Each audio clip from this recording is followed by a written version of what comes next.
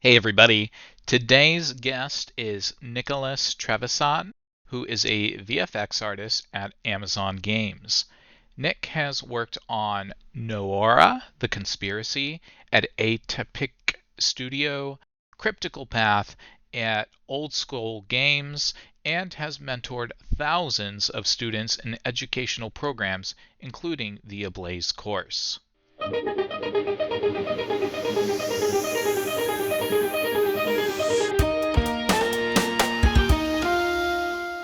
Welcome to the Real-Time Visual Effects Podcast, the place to hear from some of the video game industry's most seasoned artists and up your game.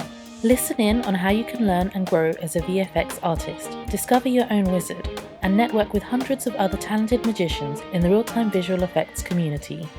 Here is your host, Travis McCallum.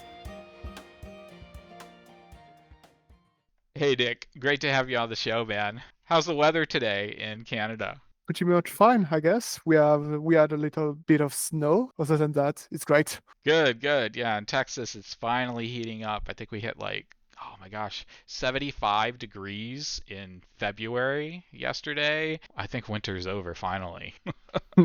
That's nice. I'm excited to learn all about these awesome projects that you've been doing with Amazon Games, some of your past work with Noara, The Conspiracy, and even hear a little bit about your educational programs with the Blaze course. But before we get into any of that, how'd you get started in visual effects, man? It was back like maybe 10 years ago. I was playing the demo of Journey on PS3 and I was captivated by the games, like really into the game. And I kind of had a wish that was to be able to work for this type of games at some point. And this is where I decided to go for game arts education near my hometown in France. And that's how I started my education in the field. And slowly but surely, it was more like a general approach. Bit by bit, I specialized myself into VFX. I guess now we are here making VFX in the industry. Rock on. Thinking about that, you start off in general video game dev, but you ended up gravitating into visual effects. Like, what was that trigger that was like, oh, this is where I belong? This is what calls me. Like, how'd you know? Technical art and VFX are quite linked together. I didn't add a lot of people in my classmates that were able to do arts and tech and speak also to game devs. I kind of fit into this very niche category and I was like, well, I guess that's my place now. I'm not exactly the best for a full art position. I'm not exactly the best for a full dev position, nor a full tech. But here in VFX, there's this blend of all three, and you can communicate with so much people, and that's how I find my niche. I love it. In a way, it came as an art of necessity where, hey, we need to fill this role. And you also get to be this jack of all trades where you have a Swiss Army knife. I can do this, I can do that, I can do that. And you get to touch your hands in all of these different batter baskets. Super, super cool. So I want to understand, Nick, just kind of tell me a little bit about your day-to-day life from sunrise to sunset when you wake up and get out of bed until you go back and go to La La Land. I guess the ideal day, maybe like it happens 2 or 3 days a week, is hitting the gym at 7:30 in the morning, and then directly after that, going to walk and well, have lunch, walk again. That's a classic 9 a.m. to 5 p.m. Then I get back to home. I do a bit of paperwork and administrative tasks like taxes or sending emails left and right. Right after that, I take a bit of time for me, playing video games or reading books. I prepare my meal for the next day. Then I just chill with a bit of Netflix, watching some series. Nice. I love that you get to the gym in the mornings, get that dopamine rush going, man. I am curious to hear a little bit about the work side. If somebody were to go into a VFX job, sometimes we kind of romanticize like what it is. Oh, I'm going to be making these explosions and working with these particle systems. Is that what you do for the whole 8 hours every shift, or like what does that look like in the workplace? How do you spend your time? I guess it really depends on what the production is needing. I mean by that, yeah, you will probably, if you're a VFX artist, make explosions cool slashes and very cool abilities for any characters. But sometimes you will have very specific needs for the production, like, oh, we need someone that can help on UI transitions, for example, that knows a bit of shaders and how to integrate that in UI. So you might be helping on that. Or you might be doing environment effects like waterfall or just a cool campfire. Really depends. You have to be flexible. You're not going to be, for your first jobs at least, specifically on one task. Like, yeah, I'm going to do only, for example, champion abilities for MOBA. Rarely happened. Be flexible. That should be good for your production. Okay, so every day may be different depending on the production needs.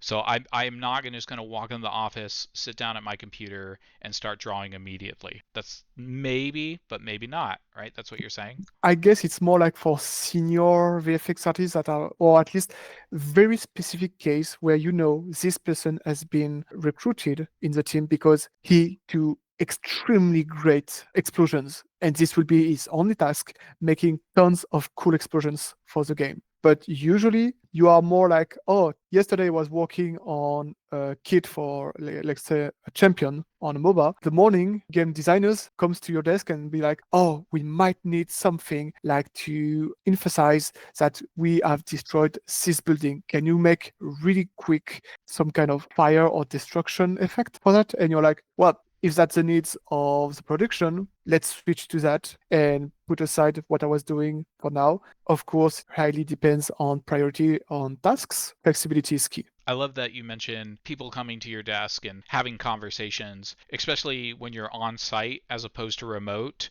You have that kind of people interaction that is so invaluable to collaboration.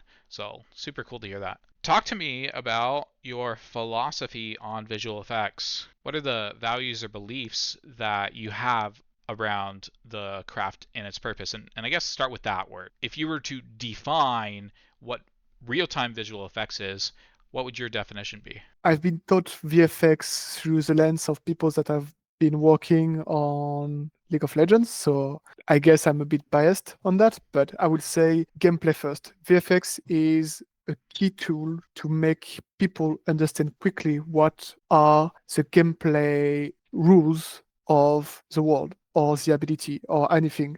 You need people to understand quickly what is going on screen. Most of the time, VFX helps quite a lot, especially in games like MOBA or like RTS or any games like that. So gameplay first would be how I would condense my philosophy about VFX. You are the support of game design, and you have also the task to make it really look cool. Awesome. Can you actually give me an example of maybe an effect that served the purpose of gameplay, maybe that you've had the opportunity to work on? Can you share one of those? One effect that served gameplay. I mean, I've done a lot of them on Nora the Conspiracy. Basically, I had to make sure people understood well the range, the effective range of the ability, depending on the amount of damage that the ability would do. Make sure that it was intense enough to understand that, yes, for example, this ability is an ultimate ability that deals a ton of damages. So it needs to really pop on screen like, oh, if I'm going to get hit by that, I'm going to take so much damages, but it looks so cool. Be careful about range, or at least understanding range easily in the effect, making sure the intensity is on point on compared to what it is doing game design wise on the values of damages or the effects. I guess also for the artistic side, make sure that you communicate the right message with the shapes that you are going to use. If it's going to be damaging abilities, it's not always the case, but usually you are going for more pointy shapes, something that is more aggressive. You need to communicate what the effect will do without counting on people to read the tooltip of the effect. That's in the best case scenario, people must understand what the effect or the ability will do without even looking at the tooltip. Not always possible, but that's the best case scenario. That's great, man. I love knowing that visual effects are visual indicators on different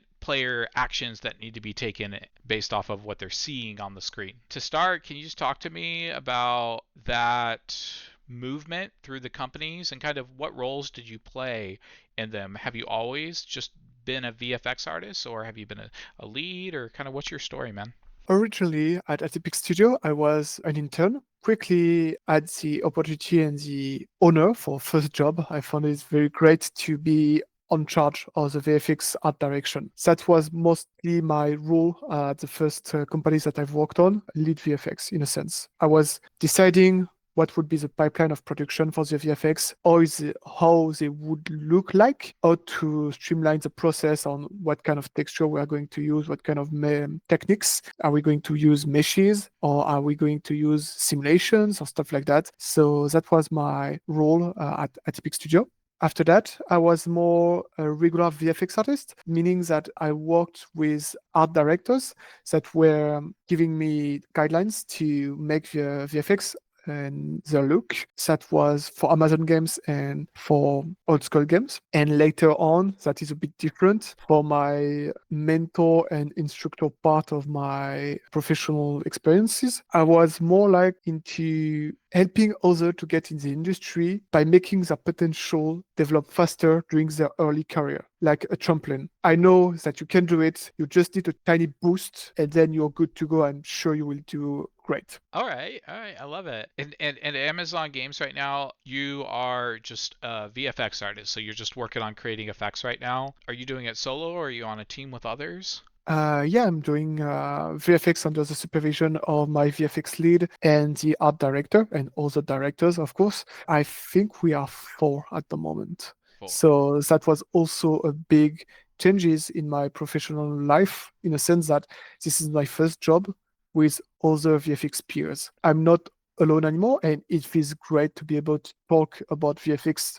related stuff with other people that understand and are also making their own discoveries or have very specific bits of knowledge that they are sharing with you and that you also shared what you know with them. That's really a great place to grow as a professional, to be able to work with other peers. You've worked on a couple projects. Can you tell me about one of the biggest challenges or problems that you ended up running into? How you went about solving that? Whether it's at a individual effect level that you had to create, or maybe just something in the workspace that you had to learn, whether it's a hard or a soft skill. I guess it's more like a soft skill. I would take the example that back in when I was working at Noir as a Conspiracy, we had a disagreement on the art direction on one effect. And I had my vision and my arguments, and the art director had other arguments and other direction. It wasn't the art director, it was the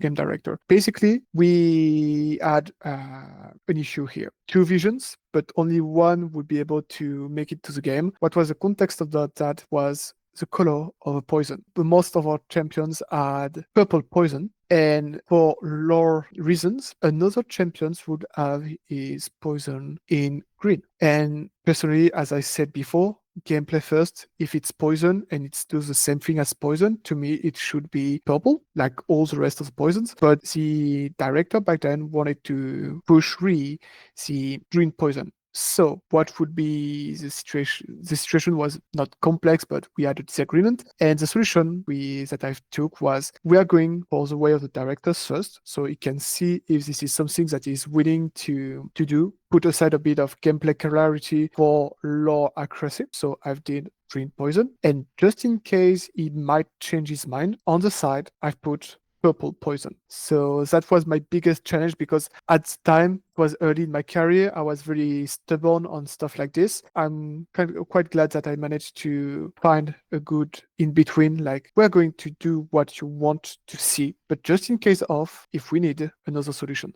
I love it. Let's flip the gears. Tell me about, in your opinion, what is your biggest accomplishment, something that you have worked on, you are so proud of.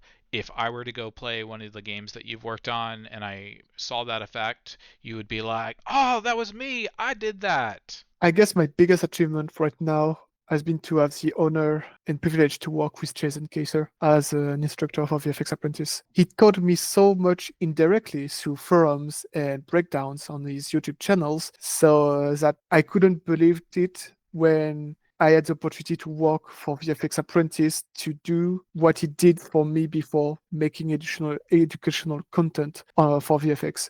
I was like, okay, I'm doing my part. I'm completing the circle. So yeah, I think that's one of my biggest accomplishments yet. Yeah, Jason's a great guy. Yeah. He's doing a lot for the community, so really happy to hear that. You kind of touched on it earlier about working on site with your job right now. Can you just tell me, just in general, a little bit about some of the conditions for your work environment? Things maybe in the past that you have found have not worked well for you and you've had to adjust, and then things that are working good for you and you would encourage artists or team leads to kind of accommodate to make a work environment more conducive or happy to be in. I guess it will. I will really focus on one thing that I'm quite familiar with is whether you are on site or remote. I've done all of them in the past couple of years, on site, remote, hybrid. All of them have pros and cons.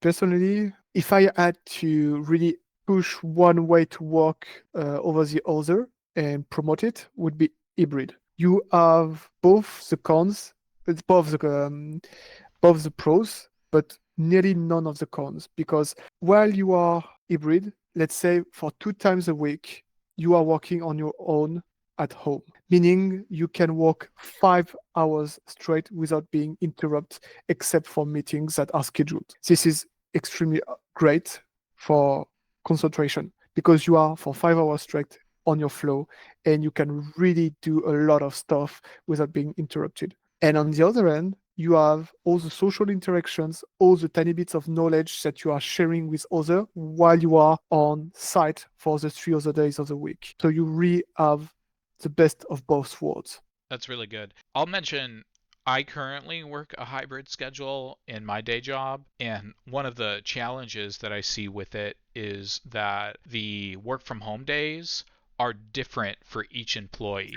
Oh, yes. Yeah, So I when I go in see. the office, I'm by myself, and it doesn't really serve a purpose. Okay, because basically we had at Amazon Games 2 days, but it was for everyone for the remote days. So basically, if I was on a remote day, everyone was on a remote day. If I was on site, everyone was on site. So that was the best case scenario, I feel like. My thought is to our bigwigs at these game dev companies, make sure you make your employees come in on the same day if you're going to have them on site. That way they're getting that social interaction, guys. Appreciate that. Yeah, yeah, definitely. I want to talk about some awesome projects that you are working on or have worked on.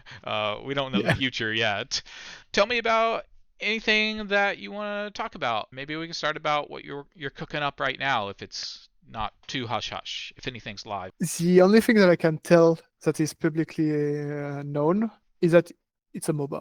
That's all I can say for now at Amazon Games. Other stuff, NDA can't say anything. But for the others, recently, Critical Path, the games that I've worked while I was at Old School Games, just released on Steam a couple of weeks ago. It's in pretty good shapes. I feel like it's one of my, not that I've shipped too many games, but I'm quite proud of this one because even I would be tempted to play it alone. Like it's a roguelike, and you build your own run, meaning each you are playing a character on your screen on a side scroller, and each room would be defined by what you want to build each subsequent rooms until you arrive at your boss, the boss of the run. I feel like on game design and art direction is pretty good. Hey, it sounds like a pretty good game. What did you do on it? Can you tell me a little bit about the effects? Most VFX, like for example, we have candle enemies, and those candle enemies move quite a lot, and they have like little flames on the top of them. So I've made the flame, and all the stretching on top of the flame was done in pair with my team lead, who was also a game dev. Together, we found a solution to make this kind of trail that is attached at the bottom, but still moves and have some follow through at the top. He coded this for me, and I was able to put the flames, texture of the flames, of the animated flames on top of that. Also, all the explosions, all the items and modifications on the run that you have, like multiple projectiles that do explosion of flames when you are killing one enemy that explodes to kill another enemies and stuff like that with chain reactions. What engine were y'all working out of? Unity for this one. And you're saying with the flames, because I find fire so fascinating. There's so many different directions you can take it on how you create your particle system. But you did yours with the trail, so you maybe attached it to the model, and then when the model moved, that basically triggered the trail to move. Is that what you're saying? No, no, it's always there, static. When it moves, there's like influence on that, meaning that the bottom of the it's not exactly a trail, it's more like a distorted plane there with quite a lot of subdivisions. Meaning basically the bottom of the plane do not move, and the top of it is influenced by the direction and movement of the enemy, like a real flame. So you Got have some it. Yeah. great follow through. So you put maybe a mask on there at the bottom for the texture. For the texture, yeah, but most of the feeling of it is by how it moves or it distorts with the movement, and that's with my game dev body that I've made it. Cool tech. Thanks for sharing, man. Another thing I want to kind of touch base on is your mentorship and your instructor, time. I know that you have been trying to educate other artists and help them be their best selves. Can you tell me a little bit about that and what got you involved in the first place? Yeah, I always liked to make PowerPoint presentations. I know it's a bit weird. I always liked being able to present in a clear way informations. I really liked it. It's like working UI and UX at the same time. I find it fascinating. And somehow it led to educational content in a way because you are just showing stuff to make it easily understandable to people. So is it considered education? I guess in a sense it is. So that's how I kind of get into the educative world, kind of. It started with YouTube videos for Stylus Station when I showed one of my effects, the Igni Fire Cone, how I've made it. Later on, I had the opportunity to work for VFX Apprentice to make a course with that. Then with Pierrick on the Ablaze course, that is my first course that is 100% structured by me. And then with Think Tank, with mentoring, that is another forms of educational content, which is more like one-on-one specific tasks and reviews on what a student will do for a semester. What I really liked about that is seeing how people grow so much in so little time. Thinking about that one-on-one mentoring for a minute, I know it can be challenging sometimes because there's so many artists that are, hungry for that mentorship. For somebody coming in and, they want to learn, but then they see the reality and the work that comes into being an artist. What are some of those pitfalls that you see or struggles that artists hit a wall? What kind of advice would you give to them to just kind of power through and overcome those obstacles? Quite a difficult question. This this answer will be personally. I don't think it will apply to everyone, but you have to first get a good eye on everything: animation, shader logic, painting shapes. I think I've said it already, but animation principles, really important, animation principles, and values and colors. When you have a grasp on most of them, most of those pillars, then you have to dig a bit deeper. Not too deep. For example, for shader logic, I never felt forced to learn how to code. I never learned how to code shader. However, I know and understand the logic behind shaders that allows me to use visual scripting tools to make my own shaders and to know what I'm doing basically. Depending on what you want to do, having a global grasp on every pillar that makes VFX is a must. And then you can specialize on either shader logic or coding your own stuff, or maybe go full animation principles, full on animation principles, or maybe just painting extremely great textures. And with time, you will be able to connect all the pillars that you have pushed quite a lot. Like, oh, I can do really cool 2D animation, but what if I could use shader tech to improve my visuals on top of 2D VFX animations? And this is where the fun begins because it's exponential. The more stuff that you know and that you have worked on, the more text that you can take from every single pillars. So yeah, work everything globally, then specialize and focus on some specific branch. And with time, you'll be able to take a lot of stuff from individual branches to improve your VFX to a new in new ways. I love it.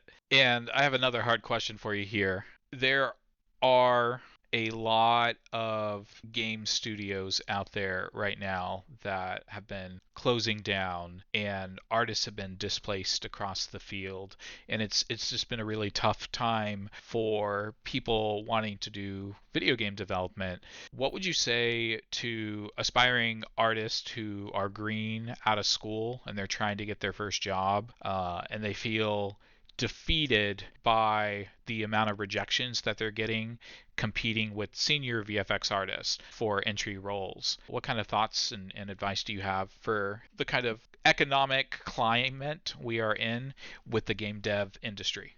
First, do not panic that much. It's, in a sense, I won't say normal, but it was obvious that at some point some studios would end closing in or have massive layoff, in a sense, because why? We just get out of the pandemic, and the pandemic was a very, very prolific situation for video games. We had a lot of demands for video games. We hit so much record numbers on the sales of video games, and basically we needed more people at that time. Now that this time is over and people can return to work, the demands for video games and the consumption of video games have lowered a bit. Basically, yeah, there will be layoffs. That's unfortunate, but that's just cold logic. How do you manage to get in the industry if the industry is in this shape? Basically, find a niche, be good at it, work quite a lot to improve yourself, both on the soft skills and hard skills, because it's always better and more proper to, you are more proper to employment if you are a person which is agreeable to work with.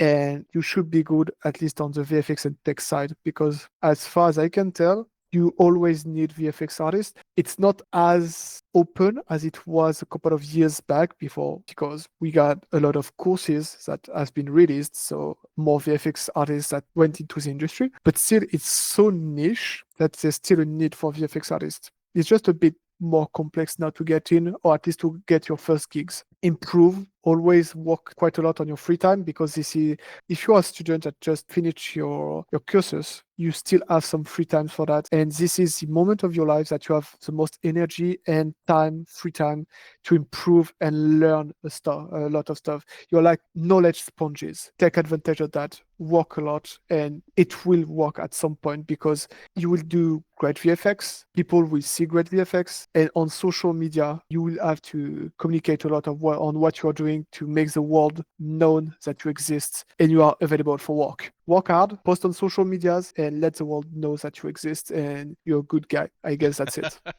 And I love that you mentioned the importance of picking a niche, or rather specializing. One of the big pieces of advice I hear over and over is find a game company that you really like their work or their art style, and try and build effects that would fit in that world, whether it's hyper realistic or super stylized. You know, you could be a Call of Duty is very different from Valorant, right? They're two very different types of VFX. But if you can find the kind of game or game studios you want to work for, that can help guide your VFX journey as well. Elephant in the room, bane or blessing for VFX artists. What are your thoughts on AI and how it's transformed our field?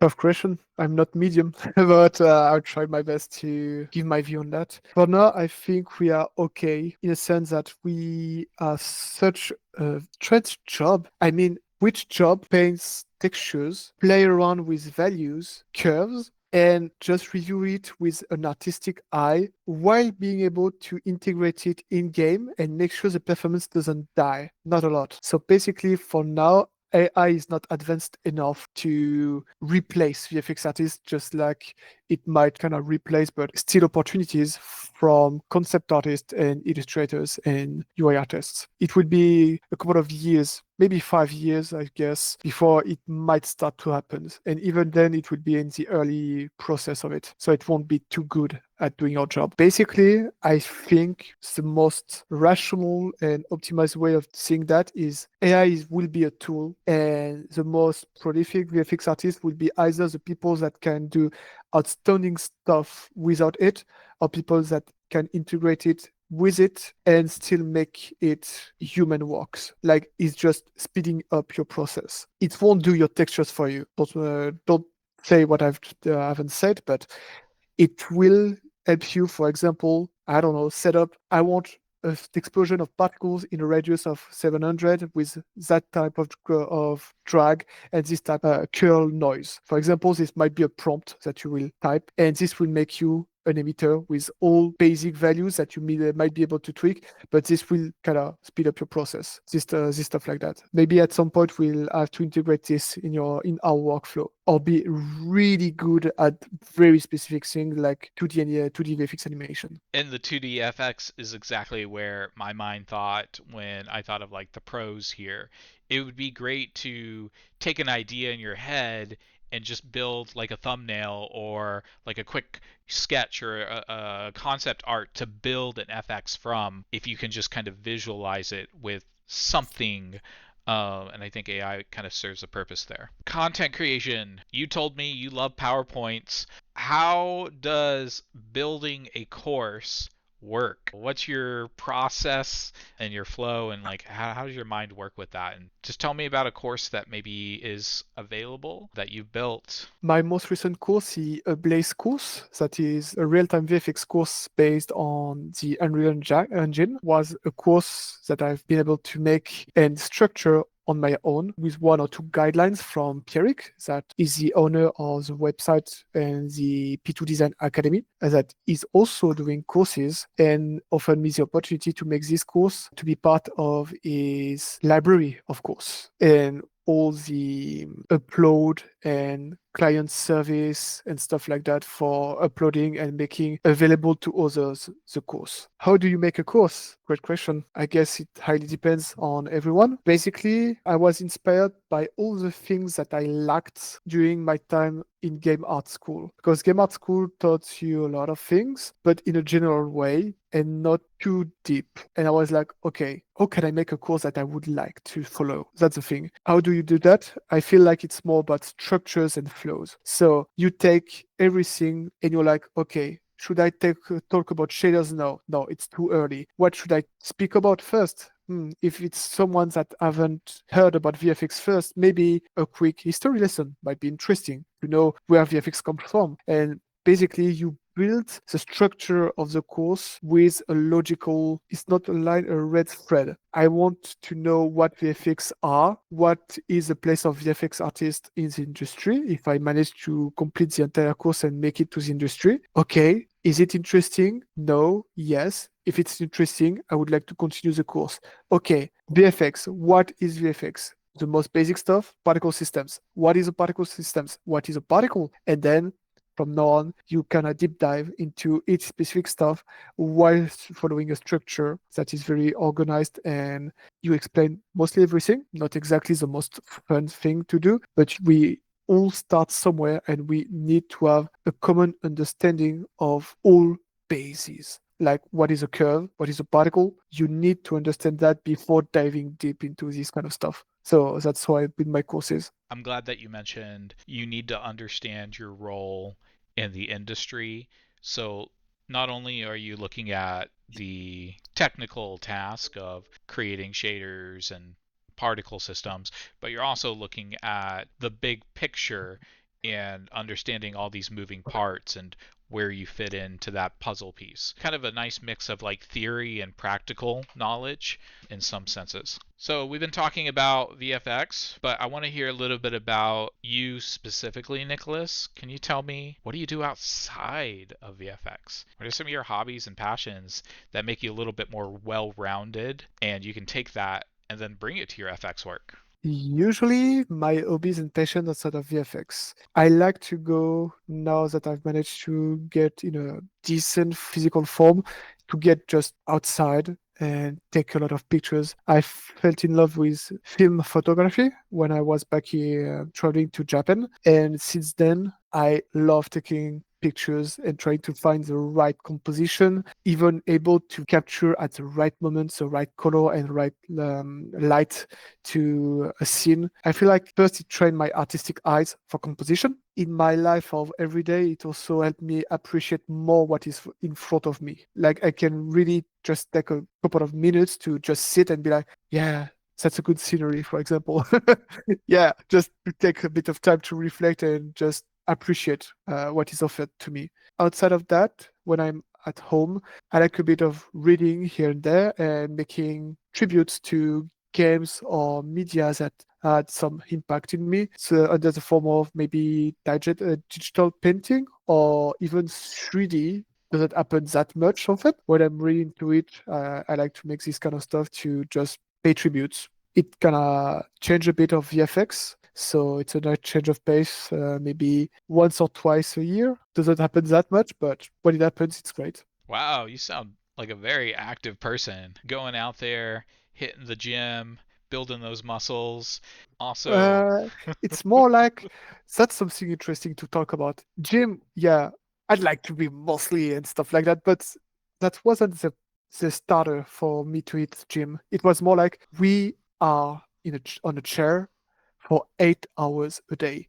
You are going, even if you have the best chair, even if you have the best decks, even if you have the most clean possible setup for any pain, neck pain or anything like that, you're going to have some troubles if you don't move and exercise a bit yourself. And that's one thing that I would like to make not an announcement, but clear. Do not underestimate your physical well-being because you will be working, if you're working on the VFX industry for maybe 30, 40 years on a chair for more than 8 hours a day. Do some exercises. Your back and your neck will thank you on the long run. good advice. Good advice. I want to know about branding and the importance of making a name for yourself and sharing who you are to the public. Number one, does it matter?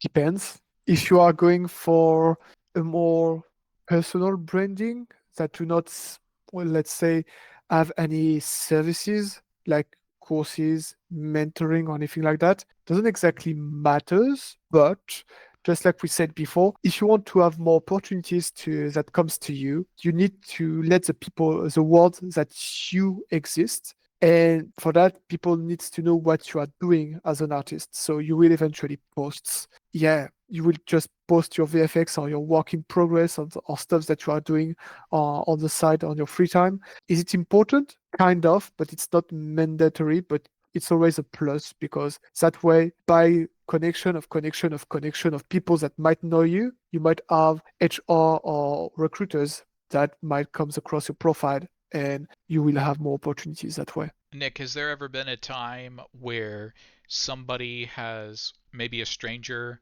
has reached out to you because of something that you posted on the internet? Besides me, of course.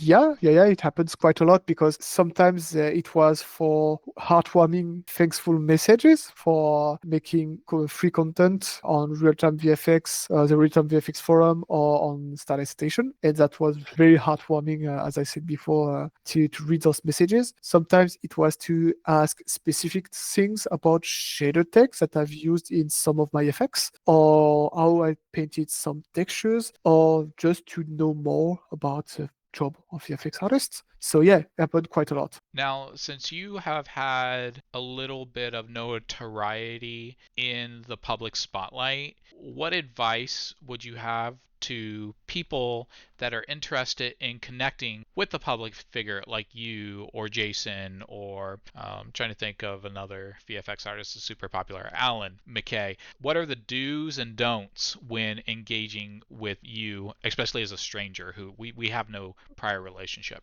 Act like you would do like you when you meet someone in like the bakery down the street. Hello, how are you doing? May I ask you something? That's it, basically. Okay, okay. Uh, I, Yeah, just a bit of I don't have the English word for that, but just hello, thank you, basic wordings for any basic human individual, I guess. yeah.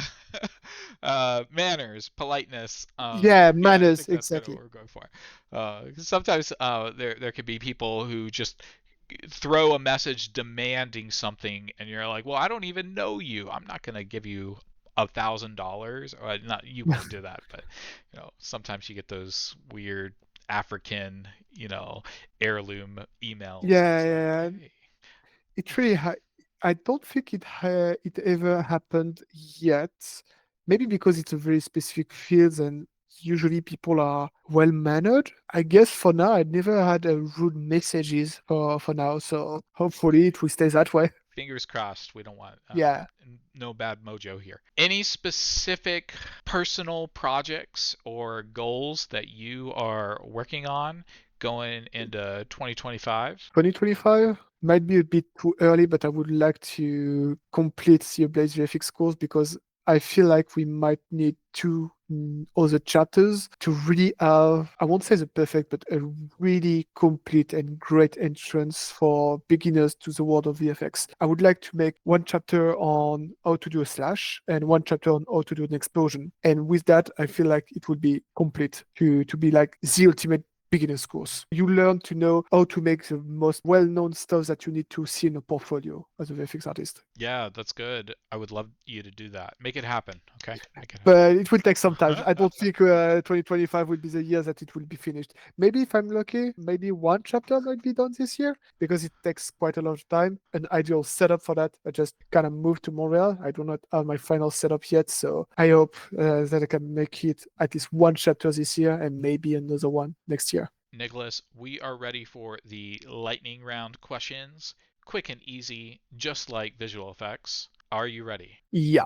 What is a perfect 1 day getaway in Montreal, Quebec, and the surrounding area? For 1 day getaway, I think the botanical garden is really great. You got a lot of space. It's a big park with three gardens that are specifically a Chinese garden, a Japanese garden, and tiny mountain Alp-like garden, and they are beautiful, exceptional, I would say even. So yeah, definitely the botanical garden at Montreal. What video game or app are you using on your phone that is the most fun? Stock markets values, I guess.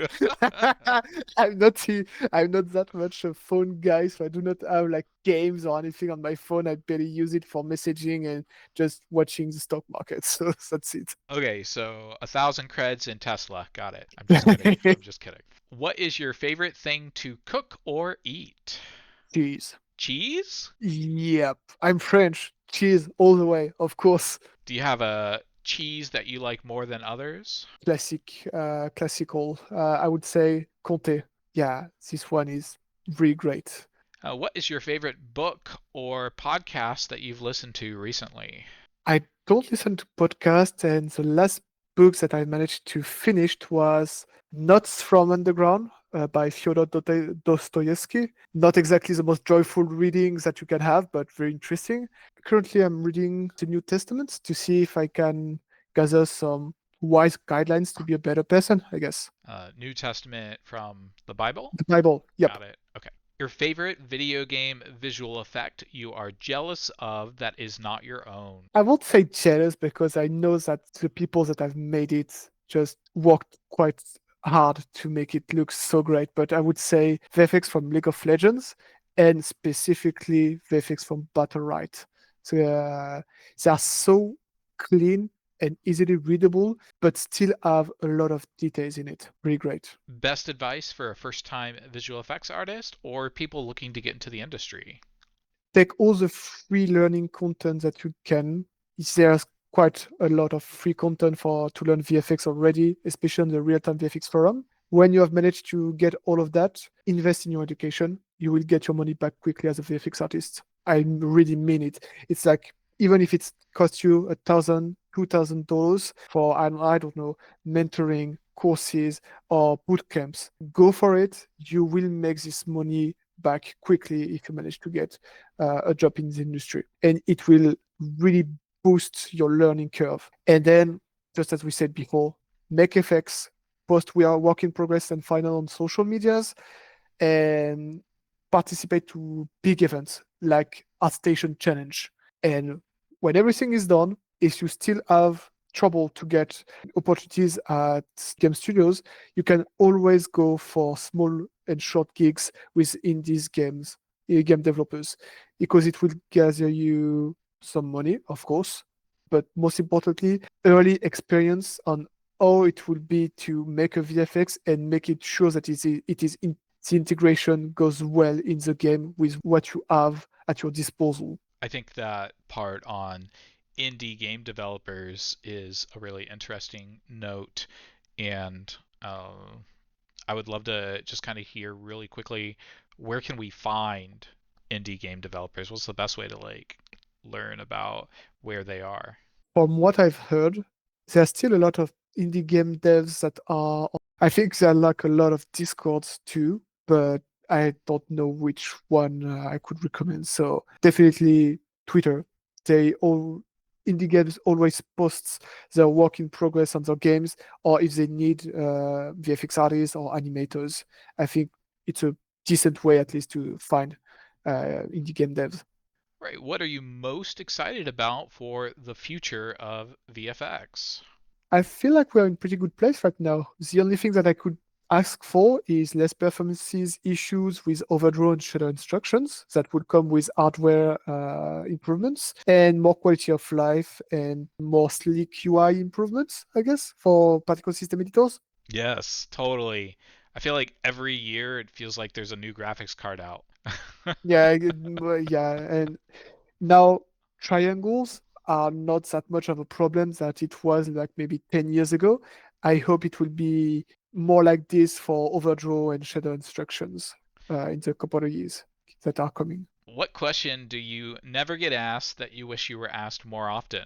It's not a question, but more of an observation for me. So it's not exactly an answer to this question, but I feel like students that are following game art education only work during their school time and not that much during their free time to get better at making either VFX or 3D props or even 3D animation. And I just want to say that this is not how you will maximize your chances to get good opportunities after you finished your courses.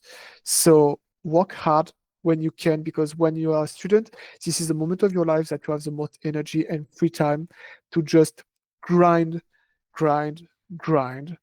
And then after 4 years of grind, technically speaking, you should be able to land a job in the industry, because I managed to do that. You can do that too. I wasn't able to do a fucking stick man when I started. I mean, it's totally doable, but it demands quite a lot of discipline to make it. So yeah, work hard.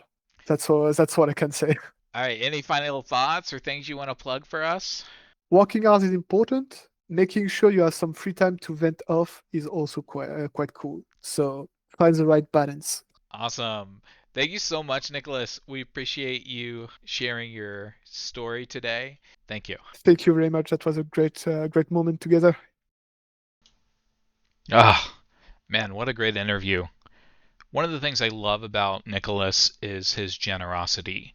He's willing to give away all these free resources and just take that collective knowledge and share it with people, always giving a hand in need.